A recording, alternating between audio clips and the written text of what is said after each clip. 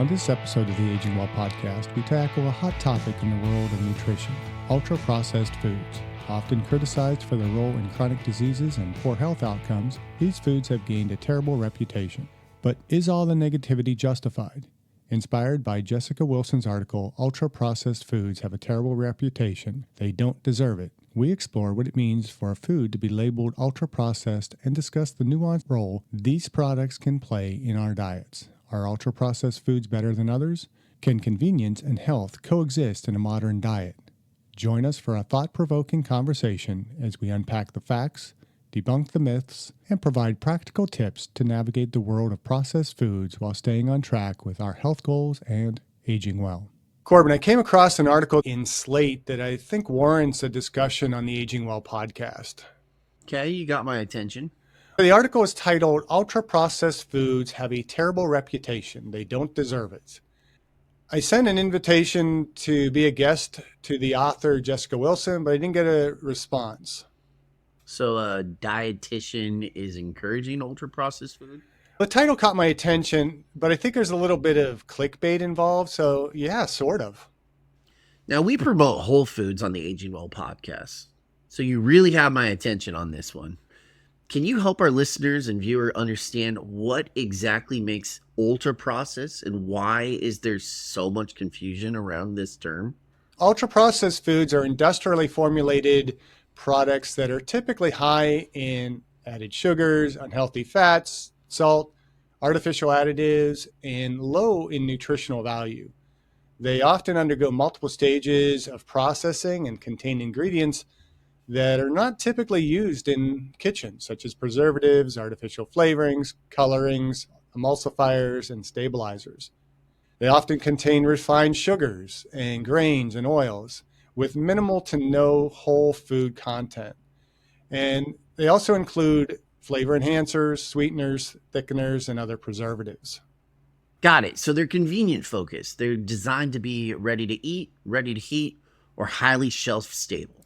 Yeah, so when we think of ultra-processed foods, we often think of sugary beverages and pop or soda, packaged snacks like chips and cookies, instant noodles, your ramen noodles and other soups, frozen foods or fast foods, sweetened breakfast cereals, processed meats like hot dogs, sausages, and deli meats, and artificially flavored yogurts and desserts.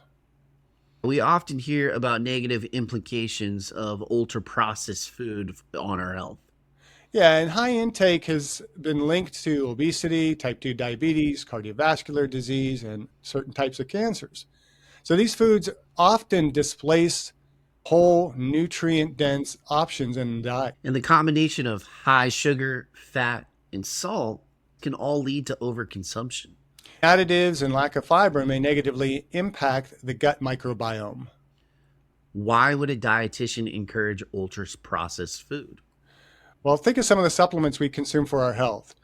I, for one, regularly consume whey protein and super greens. But the author mentioned the NOVA classification system. What is that? The NOVA food classification system is a rubric designed by the Center for Epidemiological Studies in Health and Nutrition, the School of Public Health, the University of Sao Paulo, Brazil.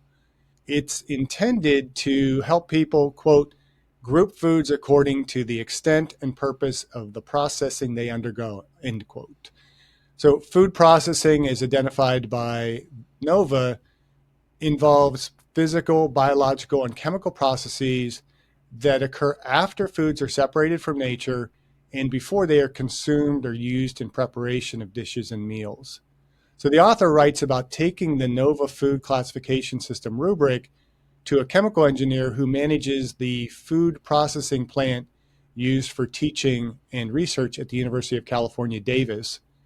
And the two looked at the printouts and attempted to clearly delineate what made a food category 4, which is ultra-processed, and not category 3, which is just simply processed. The findings were pretty interesting. Yeah, but their lines were blurry. And the author writes how the NOVA classifications put, quote, forager projects, organic cashew yogurts, Oscar Mayer hot dogs, Olipop, infant formula, Kraft mac and cheese, and the supplement AG1, all in the category of ultra processed. So it sounds like a lot of the stuff that we give to little kids is ultra processed. Kraft mac and cheese, hot dogs, baby formula.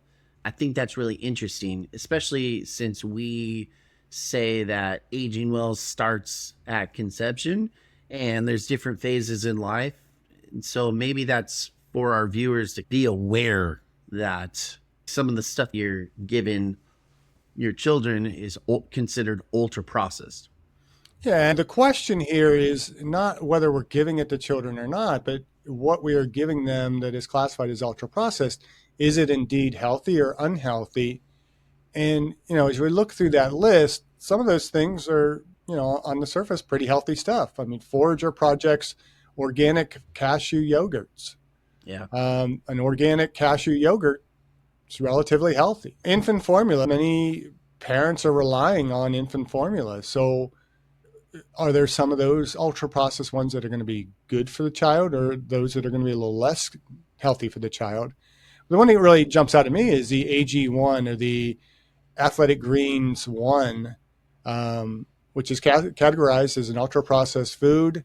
It's highly recommended by a lot of individuals. Andrew Huberman promotes it on his podcast.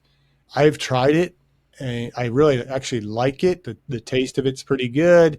It's got a wide range of vegetables and other superfoods that we wouldn't be able to consume in the quantities that we get by taking the powder. And so it gives us a healthier vitamin supplementation, that we're getting things other than you might get in just a processed vitamin, which we take vitamins and vitamin would be considered ultra processed.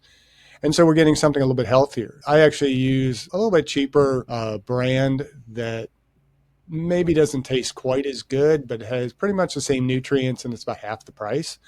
But it's a great supplement for me if I'm not going to get a lot of vegetables during the day, a quick meal, whey protein with some super greens mixed with almond milk, and it's a fairly healthy lunch for me, or snack food between classes.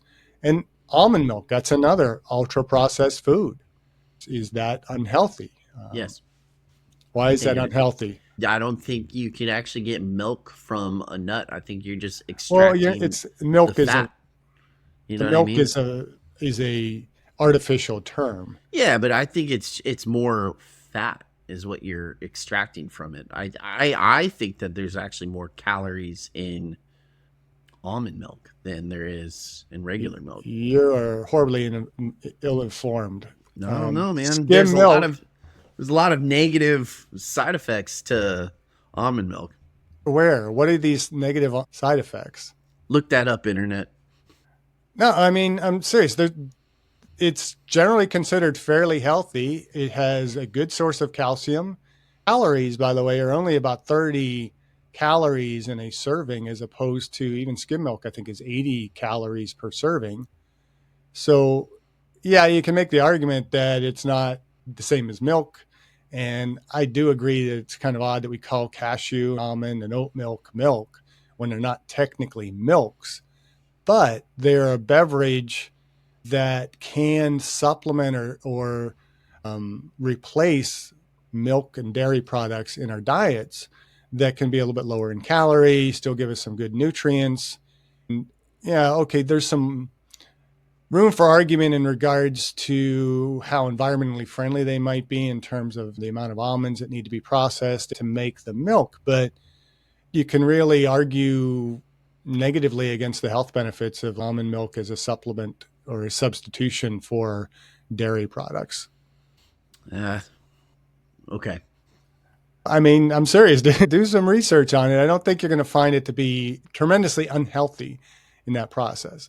And there's arguments for or against, and there are people that cannot drink milk. So, you want a milk-like beverage sometimes. I mean, I don't like mixing up my whey protein in just water. The almond milk gives it a little bit better texture and taste to it. It substitutes the milk for me. Almond milk's probably better than soy milk or rice milk. It might be better than soy. I mean, there's certain arguments for and against soy, but um, I think it's the better of the the choices of milk substitutes. But that's for our listeners and viewers to decide whether they want to drink milk or a milk alternative and which ones they want to drink. And whey protein supplements, that's going to be an ultra processed food. Well, that's what we've been talking about. That whey protein, I highly recommend people taking whey or casein proteins. Yes, they're ultra processed. The author talks about eating 80% ultra processed foods for a month and her experience, and it was pretty surprising. She claims that she felt better due to the convenience and the consistency of the foods. What's your take on this? Can ultra processed foods be part of a balanced and healthy diet? Absolutely. We live in an age where a certain level of convenience is necessary. We're not going to be able always to eat entirely whole, all natural foods 100%. Unless you live on a farm and you are sustaining yourself with your own homegrown vegetables, meat products, protein sources, dairy, all that kind of stuff, we're generally going to be faced with having some level of processing in the foods that we eat. The idea is we really need to balance the need for convenience and some of the real life challenges we face, like trying to feed a family while working a full-time job, food storage, transporting food to work. I mean, we have to generally carry a lunch with us to work or eat out. You can make a wholly natural, completely unprocessed meal, package that up in your Tupperware, take that to work and eat it. But not everybody is afforded that. And so I think it's very important that we put into context our dietary choices. Like for me, for example, teaching the load that I teach a class at 10 o'clock and a class at noon. So I'm teaching from 10 to about 2 o'clock every day.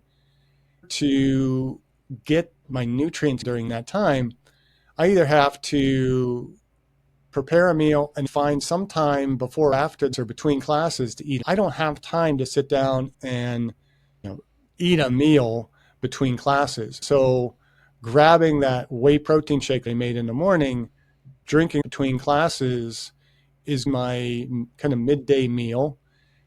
It's generally pretty healthy. All I'll put in it is almond milk, whey protein, the super greens, and some frozen blueberries that keep it cold. But also, you blend that up, and it just gives some added nutrients to it. There's other stuff. You might put beetroot or something like that in it. There are other processed things we could put into those drinks that are overall healthier than grabbing fast food or eating a processed protein bar. And in fact, in the article, I think she even was okay with eating the processed protein bars. I mean, I think the biggest part is we have to look at the nutrients, how storage is affected, how it's going to impact our daily lives, and whether there's anything carcinogenic or not good for our health. There are a lot of processed foods that have added sugars and salts and all those types of things, but we can get fairly decent nutrition in some processed foods, but we have to be very careful about what we're looking at. That is such an important point. Many of us live busy lives, and finding time to cook everything from scratch feels impossible at times. I personally like to meal prep, but that's just me. But then again, that's a whole day's work of meal prepping for the entire week, and it can get really tedious. What advice do you have for our listeners who want to incorporate convenience food without sacrificing their health goals? First thing is read labels. Look for long ingredient lists with unfamiliar or synthetic additives. The shorter the ingredient list, the better. Look for, things that are, it's not sugar as the first ingredient or high fructose corn syrup. We're looking for the whole or natural ingredients at the front of the list of ingredients. And there being ideally probably fewer than even like 6 ingredients in the products that we might be consuming. And then we do want to prioritize whole foods as best we can. Choose fresh, minimally processed items like fruits, vegetables, whole grains, lean proteins, cook at home as much as possible. So again, preparing meals from scratch, that's going to reduce our reliance on prepackaged options. We might want to consider meal prepping, spending a day the start of the week planning out meals. For some prepackaged meal plan options can be relatively healthy. You can subscribe to, some of the different outfits that are out there that will, put pre-proportion all your foods. Everything is prepared. They're made with minimal additives. All you have to do is pop it in a microwave to heat it up and consume it for the day. And so all your meals are prepared. That's going to have a little bit added expense to it. Yeah, I want to chime in on that. Some of those stores, like My Fit Foods, sometimes run specials. My wife and I did that one time. The cost was probably the exact same cost for groceries, but like just a cheap store run to groceries. It really wasn't that much. And they meal prepped us for 2 full weeks. And it was awesome. It was perfect portion sizes. And it was 3 to 4 meals a day. That was definitely worth it. So if you can get in on one of those deals and look at your budget and say, how much do I have for groceries? How much do I have? How much can I spend on someone else cooking and prepping my food for me? And they run a special, I would say go for it. It saves you a bunch of time and money. Yeah, and the key is focusing on whole, minimally processed foods because they can significantly improve our diet quality and long-term health. Now, you mentioned whey protein and super greens. What are some other processed foods that you eat? I did mention the almond milk. There's probably a lot of things that I would consider to be processed, maybe not ultra processed. Consuming some cheese, like canned tuna, would be considered processed, maybe not ultra processed. My diet is pretty consistent. So, the whey protein, egg whites that I consume, because it is less economical to remove the yolk and just use the whites from a fresh egg. So you can buy cartons of egg whites. I do that pretty regularly, trying to keep the egg yolks to a minimum to keep the cholesterol down, plus just better protein, less fat, so fewer calories overall with that. Frozen foods are considered processed, not necessarily ultra processed. Those can be very economical and also probably in the long run really fresher and healthier than vegetables. I just try and avoid the really ultra crappy processed stuff, chips and snack foods that are often very highly processed. Peanut butter can be considered processed as well. So there's a lot of foods that are in our diets that are processed, but which ones are healthy, which ones are not. So everything on the inside of the aisles of a grocery store instead of Not the outside. everything. Yeah, the outside has mostly unprocessed foods. That's where your vegetables are going to be found. Bread is a processed. If I'm going to buy bread, you're better buying it from the bakery area as opposed to the shelves because the shelves are going to be more processed, have more additives as opposed to the fresh bread at the bakery section of the grocery store. You have dairy. Dairy is processed. Yogurt is in the more central aisles, but ideally we want to shop around the outer area of the grocery store as much as possible. Some of that is changing because grocery stores know that people say shop around the outer side. So they're starting to put more crap on the outside to tempt you. That's a pretty good point. Let's bust some myths here. There's this idea that ultra processed equals unhealthy, but as you've mentioned, not all ultra processed food are created equal. Can you give us some examples of healthier ultra processed options and ones to avoid? I think I've touched on a few of those already. Frozen veggies are going to be processed to a certain extent, but those would be good, healthy options. They're not necessarily ultra processed per se. You have many pre-cooked proteins that can be healthy as long as we look at the additives and make sure there's nothing too much added. Yogurts should be minimally sweetened. I've mentioned on previous episodes I really like skyr. Skyr has Well, I mean, you can get it with some additive flavors, but most of them are going to be very healthy. Essentially like a couple ingredients. It's basically, milk and the cultures that they use to ferment the milk and make the yogurt. When you look at Greek yogurts, there's some that are, just looking at the label and saying Greek yogurt does not make it necessarily healthy. You got to look at the ingredients that are what's added to that. And some brands are much healthier than others. So look at the label on all these foods, look at how much sugar is added, how much chemicals are added to it, and realize that, processing is just taking the natural food and preparing it for the shelf for our consumption. How much is of that preparation or that processing is just kind of more mechanical, and how much of it is adding chemicals that negatively impact the nutrition of the food? Kind of like the egg white thing, because it really doesn't take that much effort to just soak up the yolks. You can literally take a water bottle and just suck them up that way. To me, that doesn't seem like it's ultra processed. That can be done by hand or through a filter of a machine. It doesn't seem like it's changing the chemical compounds of the actual egg white through whatever you're heating it up to a certain, like, you know what I mean? It doesn't, it seems more natural, and it's still in making the egg white intacted. It's keeping it intacted. Intacted? Yeah. It's keeping it intact. All right. Well, you still have to look, because some brands add more to preserve it, because something has to give those eggs a little bit better shelf life. And so there could be, and I think they're generally pasteurized. As far as I'm aware, I don't think any of that has harmful implications for us.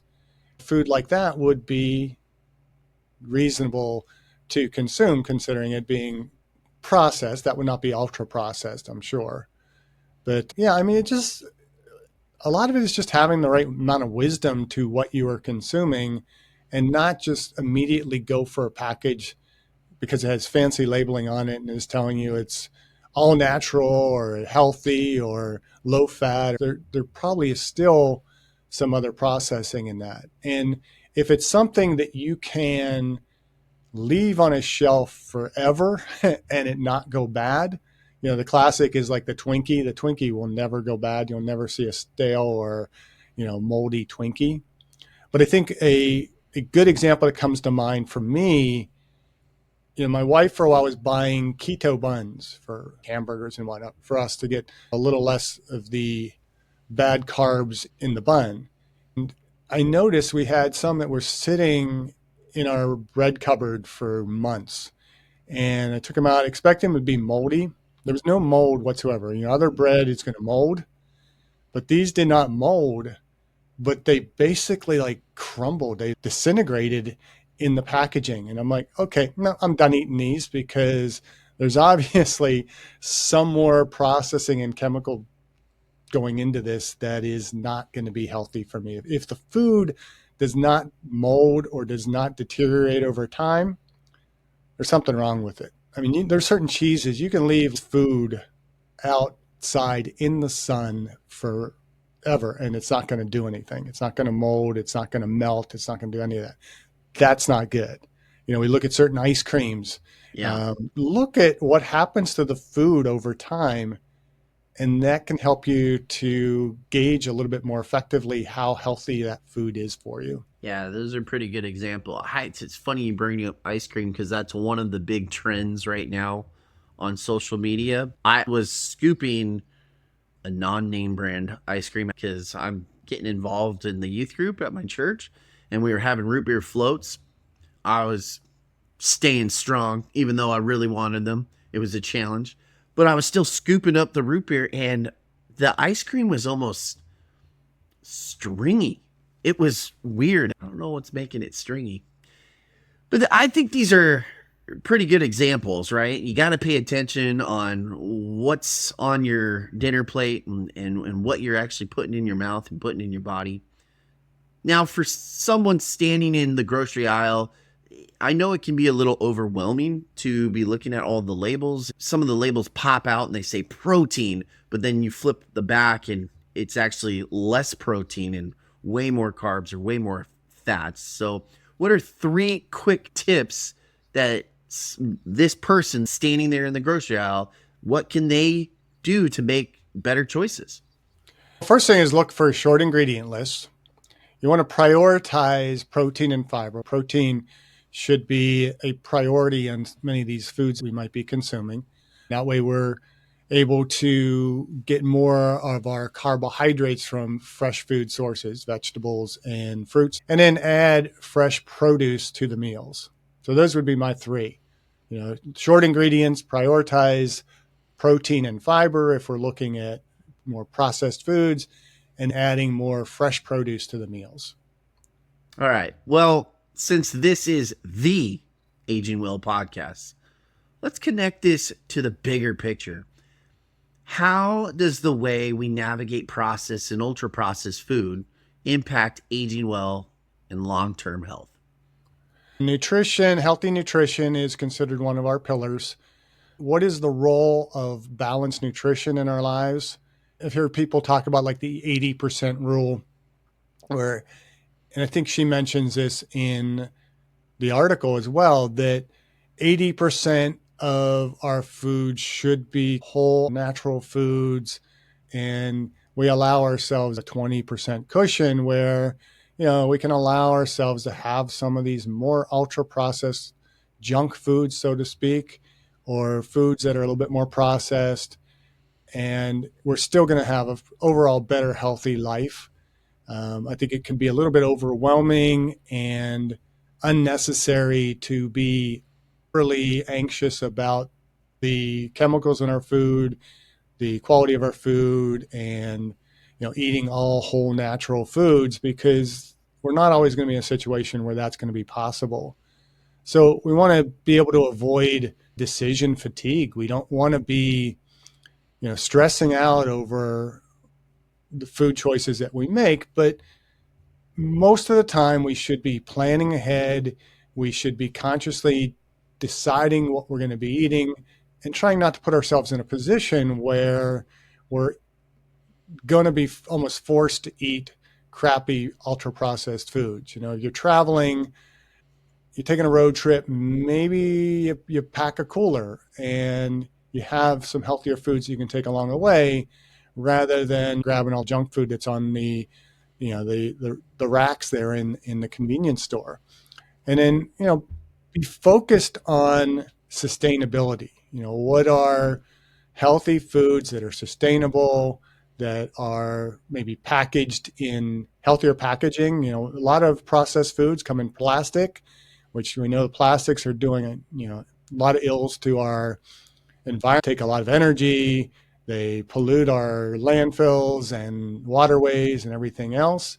So, take a good balanced approach to the food choices we make, how sustainable these choices are for us for healthy aging. When we're talking about sustainability for healthy aging, can I persist in this diet or these dietary choices over a long period? New Year's resolutions, I'm going to eat healthier, and I make all these. I go to the grocery store and I just load up on fruits and vegetables, and those fruits and vegetables all go rotten in my refrigerator because I immediately fall off of my healthy eating plan. We want it to be something that we can maintain based on our lifestyle.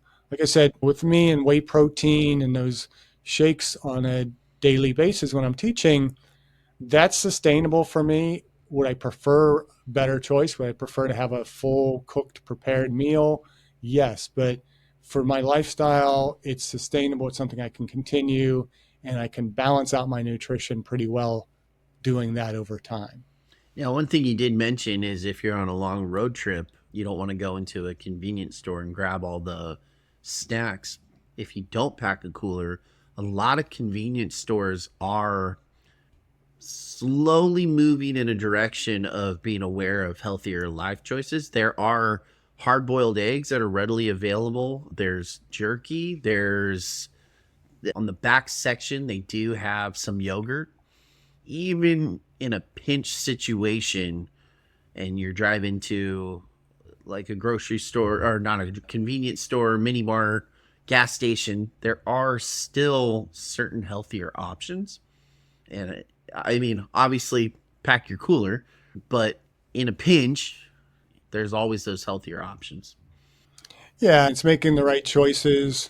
Yeah, if you're buying food on the road trip, maybe across the street from that gas station where you filled up, you can go to a grocery store and go in there rather than going to a restaurant to get a meal. You can go up to the deli. They will prepare fresh sandwiches on better bread, better cuts of meat, maybe not necessarily unprocessed meats, but you can get some better options. So it's really just planning ahead, making the right choices, and trying to do your best to eat what is healthy as opposed to what is highly processed in a negative way.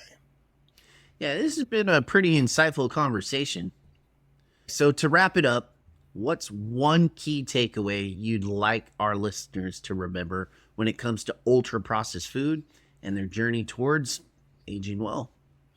The one takeaway is that ultra processed does not necessarily mean unhealthy, but not all ultra processed foods are going to be good for us. In fact, most are not going to be good for us. So the takeaway is use your head, make the right decisions, and select ultra processed foods based on their benefits for your body as opposed to the convenience for your body.